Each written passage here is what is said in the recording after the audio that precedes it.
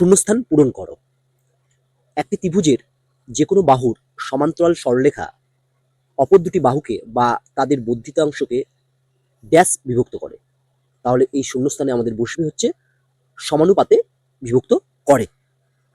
Next প্রশ্নটি হলো, দুটি ত্রিভুজের ভূমি একই সরলরেখায় অবস্থিত এবং ত্রিভুজ দুটির অপর শীর্ষবিন্দুটি সাধারণ হলে ত্রিভুজ দুটির ক্ষেত্রফলের অনুপাত ভূমির দৈর্ঘ্যের অনুপাতের ড্যাশ হবে।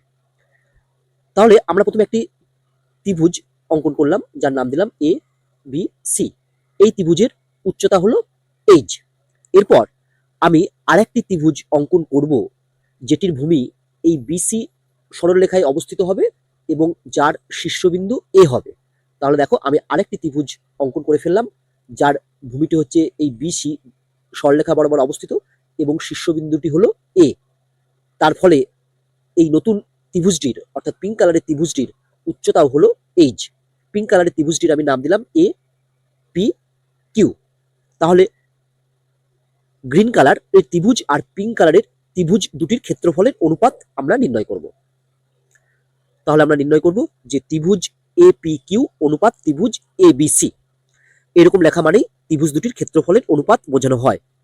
Equal to A P Q ত্রিভুজের ক্ষেত্রফল ইকুয়াল টু হাফ ইন্টু এর ভূমি হচ্ছে পি কিউ, তাহলে half into P Q into উচ্চতা হচ্ছে এইচ ইন্টু এইচ অনুপাত এবার এবিসি ত্রিভুজটির ক্ষেত্রফল অর্থাৎ সবুজ কালারের ত্রিভুজটির ক্ষেত্রফল হচ্ছে হাফ ইন্টু ভূমি হচ্ছে বিসি ইন্টু উচ্চতা হচ্ছে এইচ ইকুয়াল টু দেখো এখান থেকে দেখো উভয় অনুপাত থেকে আমরা হাফটাকে বাদ দিতে পারবো আর এইচটাকে বাদ দিতে পারবো।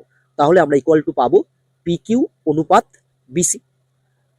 তাহলে দেখো ত্রিভুজ দুটির ক্ষেত্রফলের অনুপাত হলো ভূমির দৈর্ঘ্যের অনুপাত। দেখো পি কিউ হলো পিঙ্ক কালারের ত্রিভুজটির ভূমি আর বিসি হলো গ্রিন কালারের ত্রিভুজটির ভূমি।